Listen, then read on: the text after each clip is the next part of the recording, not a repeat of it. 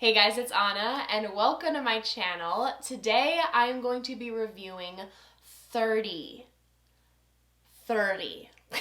fragrances from the house of Xerjoff. Out of all of the fragrance brands that are out there, that was the brand that intrigued me the most. I've just heard such incredible things about the brand. The packaging is exquisite. It's like a whole experiencing Xerjoff. The bottles, the quality of the perfume, it's just wow. And I have been lusting over a Xerjoff fragrance for the longest time. I have fragrances from every single collection within the Xerjoff line. So we have Casamorati, Shooting Stars, Join the Club, all of it. So I'm kind of taking you through my journey of exploring these scents. So let's get started, because it's going to be a long one. Starting with the Casamorati line, we're going to begin with Bouquet Ideale. This is very good. This is a much better version of Lattafa's Ragba. I was totally expecting this to be an almost gourmand sweet floral from the name, but it's far from that. It's feminine, mainly woody, syrupy, sweet fragrance, but the syrup is thinner. It's not too thick. You get light spices from cinnamon and nutmeg, sweetness from vanilla and tonka bean. It has a slight waxy quality to it. It's a really good fragrance. I would recommend trying it. Performance is moderate, very acceptable from what I would want from a perfume. It's just nothing beast mode or very loud, which the majority of Xerjoff fragrances are like, wow, powerhouses. The reason this is not full bottle worthy for me is because I hate Lattafa's Ragba. So unfortunately, it's just due to association. It's kind of like if a smell reminds you of a person or a time in your life which you'd rather really not remember, even if it's a great smell, you're just not interested in it because you don't want to be reminded of that. I really think that if I would have tried Bouquet Ideale first, I would have been obsessed. Italica is an almond biscotti. That's it. Nothing more, nothing less. A quite literal gourmand. This does not smell like a gourmand fragrance. It straight up smells like food. I get the vanilla and almond the most, then the toffee nut and milk. It's not for me. I know, very controversial to say. This is like the gourmand queen, as YouTube has deemed it, but it's just too nutty and way too food-like for my personal taste, but it is really good. Like, it smells really good. Dama Bianca. If I could describe this in one word, I would just say it's beautiful. It's powdery, musky, light floral, vanilla, kumquat. It smells like innocence. This is a very dainty, feminine, soft-spoken, delicate kind of girl. It smells like something a fairy would wear. It's not me because my personality doesn't quite fit with this scent, but it is really beautiful. Gives off vibes of Guerlain's Insolence. Does not smell the same at all. I'm just saying, like, the same vibe and energy that they bring, the same. And the iris and the violet notes that they have are definitely shared. It smells vintage, but it's totally wearable. I kind of picture cotton balls when I smell this. Fluffy, soft, white. This would be Daphne's signature scent in Bridgerton. Totally gives me proper tea time. You have like the perfect dainty little tea set. You have a cup of cream and sugar and a pretty dress. Biscuits on the side. It's a perfect afternoon. Lira is a fluffy vanilla cake with a lemon custard filling with a tad of caramel drizzle on top. Really good. It's just not my personal kind of scent. By the way, I know most of you might not care about my personal opinion about the fragrances, like you just want to know what it smells like, but I'm sprinkling in my own opinions because I know that some of my subscribers do actually want to know my opinion. Gran Ballo is a very light fragrance. I got no projection or longevity, and I emptied through a 3 milliliter decant like that. It's a sweet, fruity floral, but mainly soapy on me. There's a lot of comparisons to Juicy Couture's Viva La Juicy. I don't really get the comparison, and I think Viva La Juicy is better. I don't know. Truthfully, like, I'm kind of bored with Gran Ballo, just keeping it real. And my absolute favorite from the Casimarati line is Dolce Amalfi. I have raved about this in some of my most recent videos. I just cannot get enough. This is so warm and cozy and comforting. It smells like fall, winter, the holidays in a bottle. It's like festive cheer for all to hear. First of all, performance, outstanding. I sprayed this 5 times the other day and I choked my poor boyfriend out. You get an absolute blast of the quince, which I love. It's such a unique fruity note. You don't see it very often in perfumery, so I really love it. It's zesty, uplifting, a bit citrusy, unique. You get a blast of clove and cardamom, which is where I kind of get this like fresh, warm holiday spice kind of vibe. You have these resinous notes, balsam and amber. You have vanilla and tonka bean to sweeten it up. You get this soft, sweet smokiness from the incense, a bit of cedar to ground the fragrance. So good. I can understand why Lira is like the most popular in this collection because it is a unique scent and it's very gourmand and it's yummy. I can totally get why people love it, but for me personally and what I love in perfumes, this was the standout for me. Moving on to the V collection, I'm gonna start with Erba Pura. This is a very strong musk fragrance. This is like a full-on musk explosion. It's not animalic at all, but it is very sharp and sour on my skin, so it's for that reason it's not my favorite. It makes me feel like I need to sneeze. The musk is quite literally fizzy. You know when you drink a soda too fast and like the bubbles kind of get in your nose? Like that's kind of the effect that I get with this fragrance. Or you had like a citrus fruit like burst in your face. It reminds me a lot of Tiziana Terenzi's Kirke, which I got a very similar reaction to. I get a blast of citrus from the orange, bergamot, and lemon, and I hear people often raving about this fragrance, saying it's such a good, like, musky, fruity fragrance, but to me the fruits are way more soft and subtle. If I put my nose directly up to my skin, I can pick them up a lot more. In the air, I pretty much exclusively get musk, citrus, and amber, and then on my skin I get more of a sweet, fruity drink. This does not smell bad by any means. It's just not for me purely because of how it pulls on my skin, but if it doesn't turn, you know, sharp and sour on you, I think this would be a beautiful fragrance. It's feminine, has incredible performance, like mind-blowing performance. This lasted 30 hours on my skin. I'm not kidding. I would try to wash it off over and over and over and I could not get it off. It clung on to me like a madman. Muse. Definitely get the patchouli, white florals, plum, raspberry, and leather. It's not bad, but I'm not loving it. I'm not a fan of Divana, which I can slightly pick up, giving it this earthy green bitterness. It smells like you're eating a bag of gummy fruit snacks, wearing a leather jacket that you exclusively only wear for camping or outdoors, like yard work or something. I'd say it's feminine because you mainly get that blast of like fruity fruit snacks, but it's not traditionally feminine because it definitely has that earthy edge. By the way, it's not overly leathery. It's there, but it's smooth and not animalic. Wardasina, not a fan. The rose is very mature. It also has this clean, powdery, soapy quality to it. Definitely pick up on the green notes, dry tobacco, musk, and cedar. I don't get any sweetness, unfortunately, which is what I was most looking forward to in combination with the tobacco and rose. I would definitely say this is for someone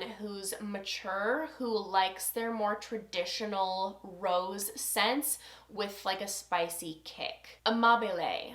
Not bad. It smells citrusy, you get fresh, crisp green apples, you get some white florals, and a little bit of creamy sweetness. It makes me think of eating a grapefruit that's sprinkled with sugar in a garden. There's apple trees around you, flowers blooming. I get a very soft, fresh spiciness from the cardamom and pink pepper, and a creamy, soft vanilla that's almost custard-like. I'd say it's unisex, appropriate for spring and summer. I'm not gonna get a full bottle because it's not my kind of scent personality. I wouldn't describe this to be sexy or classy or even clean. It's just pleasant. And I really appreciate that it's a citrus that's unique and it's something I haven't smelled before. Opera, I really don't have anything to say for this one because I tested this a while ago before I had the notion of making this video, like before I even started a channel. So I did not write as extensive notes as I do now when I review fragrances. I just hated it. All I wrote was that it smells like alien oud to me, and that's like one of my most hated perfumes ever.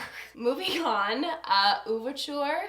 Opening is really good. Smells like a literal fruity alcoholic mixed drink. But the dry down 2 minutes later and in my immediate scent bubble, ew. It smells like dirty, soggy, molding wood with some wild flowers growing on it. Just keeping it real. This experience fades after an hour. After this, in the air, it smells amazing. I get jasmine, amber, fruit, a jammy rose. After 2 hours, it smells really good on the skin, but then in the super dry down, like the next morning, I really get like a dried fruits note, which is not my favorite. That made me want to wash it off. Wow. I went on quite a journey with this fragrance. I'd say like the overall experience is really nice. Like when you break it down, it's really nice for the majority of the scent. But then there are these like several hour windows where it just gets really funky and it's not good. Moving on to the 1886 line, Naxos. At first, in the opening, I was not a fan. I get this very bitter, harsh, ultra concentrated lavender, which you guys might know I'm not the biggest fan of. However, the dry down is unreal. If you don't mind getting past the opening, or if you even like or love lavender, this is going to be nothing short of amazing. Wow, wow, wow. It has been a hot freaking minute that I have been this impressed with a masculine leaning fragrance. Not even kidding, 10 out of 10 masterpiece. Like I'm blown away by this fragrance. This is tobacco, tonka bean, cinnamon, cashmerean, a little bit of honey. Great for fall and winter. Amazing performance. I could not stop smelling myself when I was wearing this. It's so sexy and smooth and addicting. This is literally like a sensual elixir. Luckily for me, the opening passes in like about 5 minutes, and I'm not one to like stick around for a dry down. Like I need to love something all the way through, but this is a full-blown masterpiece where I was just wow, wow, wow. Yeah. It's really that fragrance. So it's too masculine for me, but I'm my boyfriend. Oh, honey. When I smell this, I picture a very wealthy man in a perfectly tailored suit. If this fragrance was a material, it would be velvet. Every minute that it sits on your skin, it just gets better. Oh my gosh, wow. Please try it. Decas, Really good, brand new release, unisex, and a really unique freshie. Very likable. I was pleasantly surprised by this because usually I'm completely unfazed by any fragrance that's like labeled freshie, but I've never smelled anything like it. I mainly get orange, which is a super natural, realistic orange. It's like walking through an orchard. I get the benzoin and the resin, giving it a slight ambery warmth. The musk comes across very fresh and crisp, and the other notes are more supporting. I can't clearly pick them out. There's a soft sweetness from vanilla, but I don't get vanilla. When I smell it, I can't say like, oh, it's vanilla, but I do pick up a slight sweetness. I just wouldn't know what it was coming from. It's so strange. It almost feels cooling as you breathe it in. It has a slight popsicle vibe to it in the dry down. It's not quite full bottle worthy for me, but I really enjoyed it. I think it's a great release, and I think it's great for year round. From the 1717 Stone Label collection, we have Symphonium. This has been getting a lot of hype lately because it is an ultra gourmand, boozy, chocolatey orange. Like, it quite literally smells like those chocolate candy balls with like the rum orange filling. I also get a little bit of spiciness from the cardamom, bit of sweetness from the vanilla, and I really don't detect oud really at all. It's just adding a slight woodiness to the background. This is a great fragrance. I was hoping for like a niche version of Hugo Boss's private scent Accord for her. You know what I'm talking about. I figured they wouldn't smell like anything the same, but I was hoping for similar kind of vibe with like better performance. This is not it at all. Completely different fragrances. It's not quite for me because I don't necessarily want to smell like that kind of candy, but I do love the smell. Xerjoff really knows how to make their gourmands. Like, they're ultra gourmand, very realistic food-like scents. From the Coffee Break collection, Golden Dallah. Oh my word. I am going to get a bottle as soon as I run out of Fragrance du Bois Minuet Demi, which is not going to be anytime soon because like I have a full 100 milliliter bottle. But wow. Absolute stunner, love at first sniff, warm, spicy, dark roast coffee beans, cacao, incense, lightly smoky, amber, woody, soft, balanced sweetness from the tonka, a little nutty from the hazelnut. I can pick up all of the notes that are listed except for the rose. I don't get that at all. Totally unisex, perfect for fall and winter, a mouth-watering gourmand.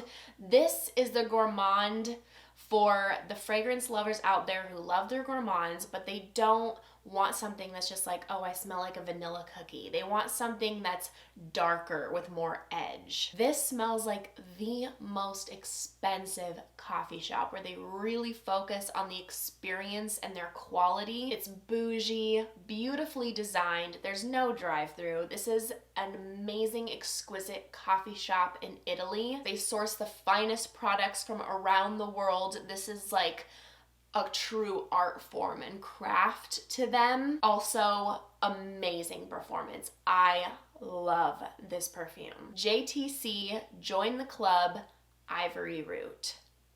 Wow. Totally recommend. Straight down the middle, unisex. Right when I first smelled this, I knew it was a scent profile that I was familiar with. It's in the same family as Nichonet's Annie, so if you love that, I can pretty much guarantee you're going to love Ivory Route. Performance, outstanding. Projection, longevity, scent trail, everything. Total fall and winter fragrance. I think it pairs really well with any fun, cute, romantic or family activity. It's just giving me like a little bit of holiday vibes. It makes me think of going out to pick a Christmas tree with your family, or going over to your significant other's house and enjoying food with their family. You're playing like board games together, or you're watching these like classic holiday movies, candles are lit, the fireplace is on. It's a very likable scent. It's super homey and comforting. There's no vanilla listed, but you definitely do get a bit of a vanillic quality to it. It's mainly spicy, woody, patchouli, vanilla, balsamic, boozy, a little bit of honey. The longer you wear it, the more it warms up on your skin. And it's almost like the longer you wear it, your scent bubble just continues to grow and grow and grow. It's so good. Cambridge Club, very good. Not my personal cup of tea, but it is very good. Quite similar to Mental's Intense Cafe, but this is definitely a more refined version. Intense Cafe comes off more potent and thick, and it definitely has more of a presence, where Cambridge Club is softer and smoother. It still does have great performance and projection though, it just has a little bit more of like a silky quality to it. There's no coffee listed, but I get a feminine rose, coffee, vanilla, caramel. Although I do prefer this to Intense Cafe, I think Intense Cafe is like better value for your money. They're so similar, and Intense Cafe is like so much cheaper. More Than Words, I'm not a fan. It's very masculine, and I'm literally just getting oud and oriental notes. It's very dark and Middle Eastern smelling. I get no fruit. It's just amber, spices, a slight greenness, and a very dark rose. 400 is beautiful. It reminds me a lot, and I've never heard anyone else say this before, of Elisab's Le Parfum. They both have orange flower, honey, patchouli, cedar, and rose. And when you look at the Intense version, then they both share ylang ylang. This fragrance is stunning, but I would go for Elisab because it's cheaper and it's so similar. 400 is more of a mature fragrance, not old, I'm just saying classy, sophisticated, professional. This is someone that is always dressed up and like would not be caught dead in sweatpants. Their makeup is always done, and they insist that it has to be a natural look. 400 has a bit more of an edge. You have bitter orange and vetiver, and white tobacco is listed and rated pretty high on the list of notes, but I don't pick it up. I also definitely pick up the ylang ylang, giving it a warm creaminess, and Elisab is more clean. This is beautiful. It has great performance, very feminine. I think this is a perfume for those of you who like perfumes that smell more like perfumes, like they give that sophisticated, classy kind of vibe.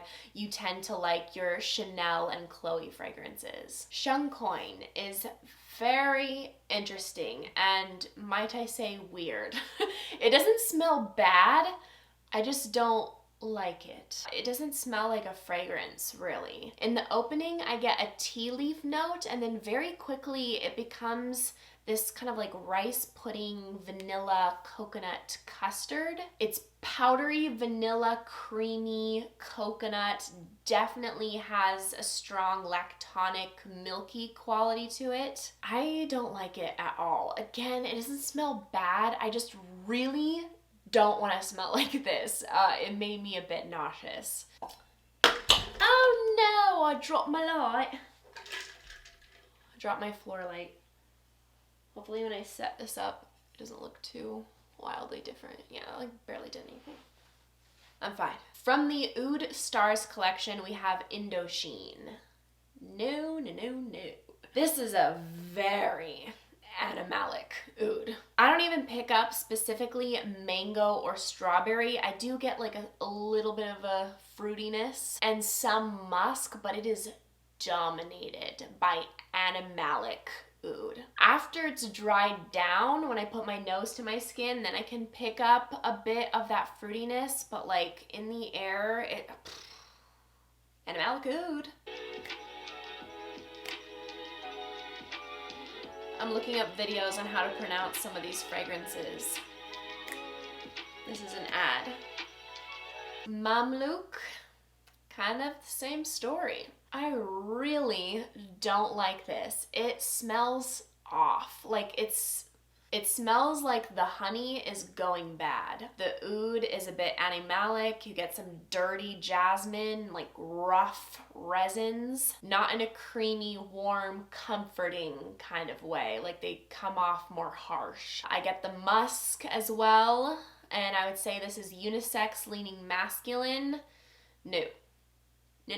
This is definitely a pass for me. And lastly, the Shooting Stars collection, which to me, I would argue, they are the prettiest bottles in the Xerjoff house. Starting with La Capitale.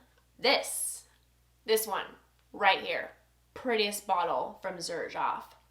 That like peachy, glowing hue, stunning. My first impressions, I liked it. It was unique. It's fruity from the strawberry and the peach, and then you have this soft, approachable leather. It's really not too much. It just gives it a little bit of a twist, a little bit of depth. The caramel is soft. It's just there to give it a little bit of sweetness. I get the warm amber and benzoin, and then I get a slight tang from the ginger. I love how this smells directly on my skin, and in the air I get more of like this tart zing kind of quality, like unripe tart peaches and ginger. I was definitely intrigued trying this for the first time. I cannot tell you how many times I was smelling my skin, and then after I emptied the decant, I kept going back to the decant to smell it. I was just so interested in this perfume. It wasn't love at first sniff. I liked it, but it was so intriguing to me. So I bought a second decant, and then when I wore through that one, I was like, yeah, I need a bottle. This is beautiful, and I love how unique it is. And when I say unique, it's not anything that's like out there or shocking or like difficult to work with. It's just completely different to anything I've ever smelled. I just feel special when I wear it. I know that I smell completely different and unique to everybody else, and I just can't get enough of it. It's like strangely addicting. It's very good, and I swear the more you wear it, the more you experience it, the more you're gonna want to wear and experience it. This fragrance like totally took me on a journey. I am enthralled with it, and I cannot wait to get a bottle of this gorgeous perfume. Starlight. This one's good. I would recommend it if you like your slightly sweetened, citrusy, warm, spicy, gourmand kind of scents. The bergamot is very apparent, and I do slightly pick up a little bit of a coffee note. I can actually pick up on all the notes listed: cinnamon, amber, cedar, cardamom, cloves, a bit of dry almonds, and all these notes can be perceived or interpreted as heavier, but it's really not that in this fragrance. I wouldn't describe it as dark, even though it has great performance. The amber, woody notes, and spices, they're like soft and smooth. I would describe it to be unisex, and it gives me vibes of the holidays with all those spices. Cruz del Sur II. This one is very popular, but it's not for me. I'm not the biggest fan, because to me this smells like a very realistic, unripe green mango. Like it smells like I'm biting into the unripe mango skin, and then I'm also getting dried fruits. I also pick up on the guava. It's slightly milky and woody. Really, I just think the green mango and then the milky notes just didn't quite jive for me. Dhajala was not for me. I really don't like it. It comes across very herbal and bitter to me. I get a lot of the orange flower, orange, galbanum, the pink pepper, amber resins. It smells like I'm walking through a berry herbal garden. You just did some pruning, so I'm getting the very green stems of the flowers. It feels like I'm picking up like a little bit of soil almost. I loathe the note of galbanum. I can't. And there's vanilla listed in here, but I get zero sweetness from the vanilla. Amber Star.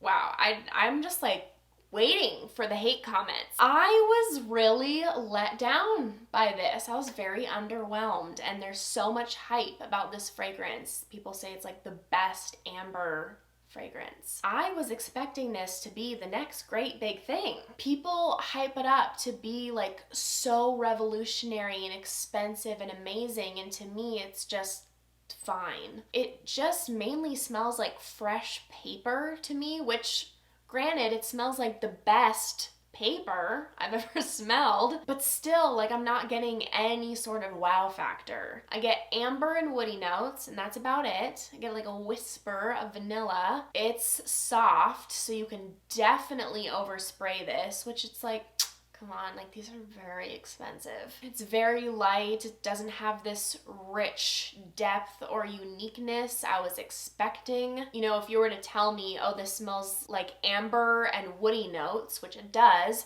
that sounds like heaven, and it smells good, but it just smells like a really good fresh piece of paper to me. I feel like if you enjoy fragrances that give you a you but better scent, or like warm skin, then this could be for you.